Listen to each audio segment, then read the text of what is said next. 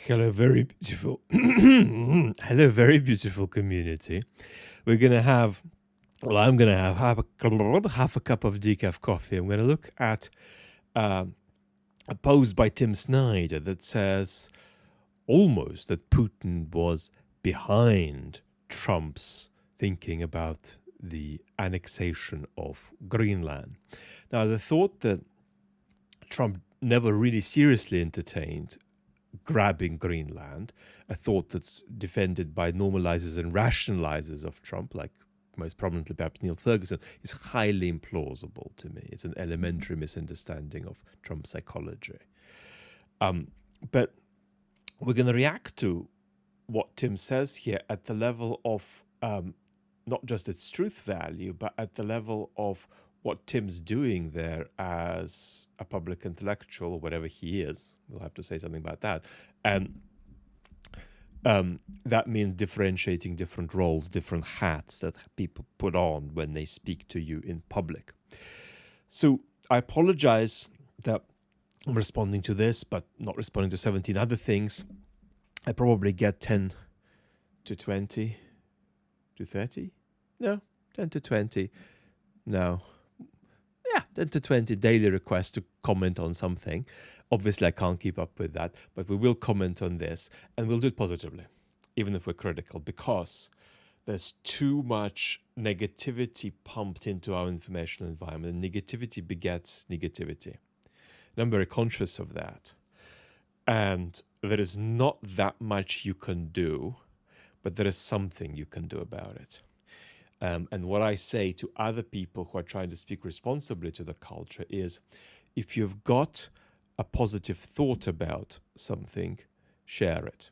A positive thought about someone, share it. So the other day, this is utterly infinitesimally tiny, banal example, but I criticized Shashank Joshi from The Economist for saying that Trump backtracked a particular position when in fact he just uttered his latest utterance that could be reversed the next day. So I was just talking about how I love journalists to report on post-truth populists. But I think Shashank is amazing, and so I just said Shashank is world-class. At the same time, my proposal is that we talk about Trump slightly differently. If you think it, and it's positive, and it's significant, say it, right? Because there's too much, oh, you're wrong, you've missed that, oh, you're not understanding anything, blah, blah, blah, blah, blah. And an individual claim of that kind might be true, but you've got to be aware that you're putting it on top of a mountain of negativity that has a deleterious impact on your nervous systems, the nervous systems of audiences and communities, which are absolutely not tailored to the informational environment we find ourselves in. Okay, so Tim Snyder said, Putin, failing in his East European war, summons his American clients to organize a diversion in Western Europe. So this is Tim talking about Trump and Greenland and Denmark. A lot of people came in to zing Tim. By the way, Tim has a negative reputation in a big segment of the academic community, who sort of expect what Tim says to be stuff you should be able to get away with in a seminar. But that doesn't mean Tim is necessarily wrong. It might mean he's got a different hat on. Then the question arises, from within that hat, is what he's doing good or bad? So he's got a reputation as a kind of romantic Ukrainian nationalist who is no longer a rigorous academic commentator. So Mark Galeotti comes in, and Mark is a totally different animal to Tim. They're doing completely different things in informational environment. And Mark says, it's really odd to see some people so committed to seeing a single source of everything wrong with the world that they have to elevate Putin to the status of a demigod mastermind. And then we've got John Pink, friend of the channels, coming in and saying, couldn't it be that Putin is trying to do this but failing? And Mark says, sure, but Tim is claiming without evidence that Putin is behind Trump's Greenland fantasies. And in another tweet, Tim says, Russia loves Trump's message on Greenland, as Putin openly said. It's worth asking whether this was a Russian idea. It certainly divides, us could destroy NATO and could have very terrible consequences. Okay, so first, let's do the actual contemporary history very briefly, and then we'll talk about different hats. So, in March 2025, and there's actually a reaction video to that. No, there isn't. There's a reaction video to a more recent clip of Putin that does mention that clip of him from March 2025. In March 2025, Putin said, look, the acquisition of Alaska was very unpopular at the time in the United States, but of course it's extremely popular retrospectively. So when you do these unpopular things, they go down in history well.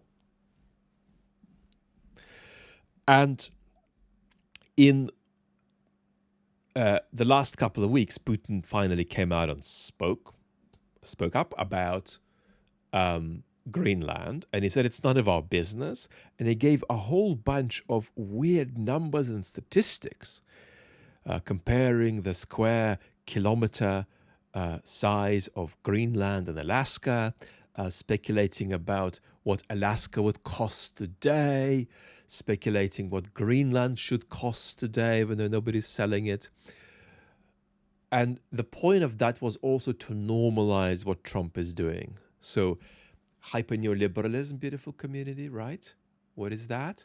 Business exchange, unbounded territorial invasion, boom, indistinguishable, right? So that's Putin's position. Now, is Putin effective at trying to push Trump toward the acquisition of Greenland? Not particularly, no. So this is overwhelmingly Trump's initiative. We can figure that out just by reflecting on Trump's psychology, which we've discussed endlessly, and I won't recycle it. There are videos here on the main channel. But also there's references to Greenland in Trump's biography going years back. So Putin is very keen on Trump doing something like this, and if it can't be Greenland, Putin hopes it'll be something else. But I see very little evidence of any efficacy there. So this is largely a domestic, self-immolatory, hypothetical step that was being cheered on and would have been applauded by Vladimir Putin. Now, hats. In the realm of philosophy, I was really blessed to have quite a few conversations with Brian McGee, specifically about what it means to wear different hats. And if you're even slightly interested in philosophy, I highly recommend Brian's television programs from the 70s and 80s, which are almost all available on YouTube. They're philosophical interviews, and in one or two of them, Brian actually knows more about the particular subject than the guest. And Brian's position as a sort of public philosopher, public commentator on philosophy and broadcaster, it was many other things too. He was a music critic, a member of parliament. His position was very clear. There are no hats. You just speak plainly and clearly about complex ideas, and you invite the public in and hope they understand. There are no different hats. I think that Brian was a top-notch example of that very model where you say it's not two hats, it's one hat. If it is one hat, what Tim is doing there is non-rescuable, right? Because if it's one hat, then what Tim has to pass is a test that says, is this responsibly sayable in an academic seminar? And it isn't, right? If you say that in an academic seminar, you're like a tennis player who's lowering the net for your serve, right? It's not just that you're doing a particular move that's not appropriate. It's that you're fundamentally exiting the rules of the game, and therefore disrespecting everybody else's relationship with truthfulness in the room, right? And if anything, the vagueness of the statement itself has that effect. Putin summons his American clients. That's evasive as to whether you are postulating intent and aspirational efficacy or actual efficacy. It's not clear. But I do think that that I'm a pluralist when it comes to, I'm a dispositional pluralist when it comes to our public space. And I think we need lots of different kinds of voices doing lots of different kinds of things. And I think a lot of what Tim does is very evocative and very clarifying for citizens who are lost and fearful. Now, what other hats could one be wearing then? Well, I myself feel that I wear two hats. My philosophy hat is very limited because of my health. 3 days ago, I tried to put my feet firmly on the ground off the bed, and it took me 3 days to recover from that in terms of microvascular issues and suffocation. So it's hard to do too much philosophy in this state. But it's a hat I in principle wear and want to wear more. And my second hat is this baby infinitesimal public intellectual hat, which is a cool thing to say in Europe. It sounds pretentious in the North American context. But that's just a description, job description. You could be a terrible public intellectual or an average one or a good one. It's all available under that tag. For me, it's two hats. So what's the difference? If I'm in a philosophy seminar, or if I think of the philosophical work I aspire to publish, the central motivation there is truthfulness. When I speak with you, my central motivation is not truthfulness, which is my second motivation. It's your relationship with truthfulness, which is very different. So it's a developmental approach. I'm not here to tell you A, B, C, which is right. It's C. Don't make the mistake of thinking it's A, B. That's not my main enterprise here. My main enterprise is to somehow, often in a way that surprises me, contribute at least a tiny bit of something positive to your relationship with working out whether it's A and B or C. And of course, I'm going to be very clear that I think it's C. But the point is not that you should start thinking that it's C. The point is that I'm trying to add something process-wise, procedurally, to your way of negotiating this choice. So if at least for some people it's appropriate to wear several hats, what hat is Tim wearing? I am not sure Tim is wearing a public intellectual hat. I don't think that Tim's central aim is your relationship with truthfulness. I think Tim is more like a public moralist. Maybe you could also say activist intellectual. But he's a public moralist. He thinks in terms of which voices are not heard enough. Boom, I'm going to overboost these voices. He thinks what glaringly scary reality is being missed. Boom, I'm going to emphasize it.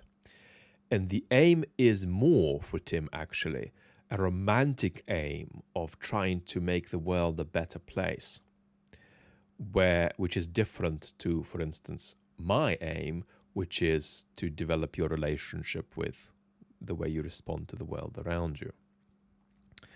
So already we've postulated there could be three hats: an intellectual, a public intellectual, and a sort of public moralist. And so the question arises, within Tim's hat, what the hell do we make of this comment? And I think that there's a distinction here that's worth reflecting on.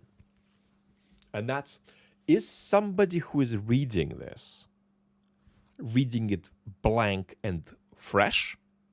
Or is it somebody who is already in Tim's space, in Tim's community, and they're reading this against the background of, 77 things Tim has recently said? And that's quite an important distinction. You might not think it is, but it is quite important. It's a distinction that applies to my two channels. So, for instance, on the main channel, I try to say nothing that would not be appropriate for somebody new, while trying to make everything appropriate for everybody who is already with me historically. On this channel, I do sometimes speak without context, such that somebody coming in new could really misunderstand what I'm saying. I mean, to a degree, this happened, and you can always do better with it, but you can never control it entirely. Otherwise, you'll just have to restate everything from scratch every time you open your mouth.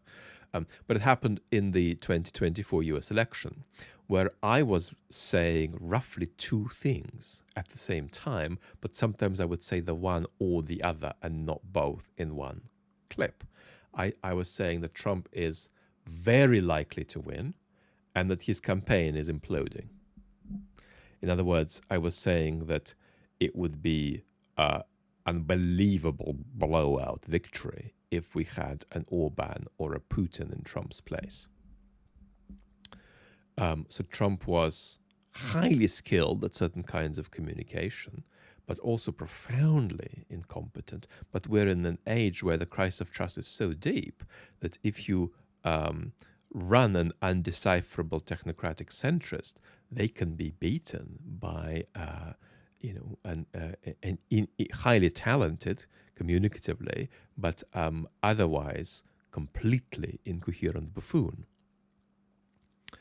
And when Trump won, even though I'd been saying he'd win for years, I got literally pages of correspondence from Trump voters saying, got you, you see, didn't see it coming, did you?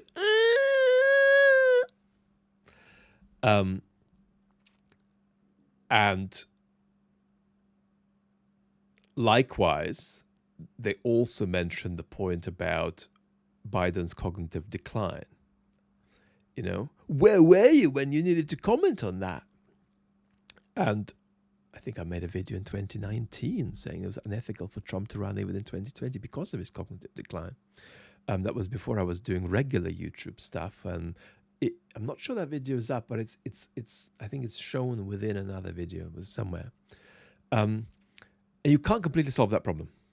So I personally know that Tim doesn't think that the main cause of Trump's reflection on a possible Greenland adventure is Putin. But somebody coming fresh could think, oh my God, just like somebody coming fresh to a video of mine where I said Trump was imploding could think that I think Kamala Harris is going to win. Whereas even in my sort of aspirational video of sort of 6 or 7 things Kamala needed to do to try to win, I said she's very likely to lose. That was a main channel video. So these are the sorts of waters Tim is negotiating. To a new reader, this is not good, because a new reader is simply going to think, yeah, Putin's caused this. Now,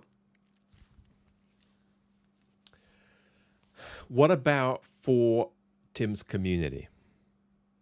It's difficult.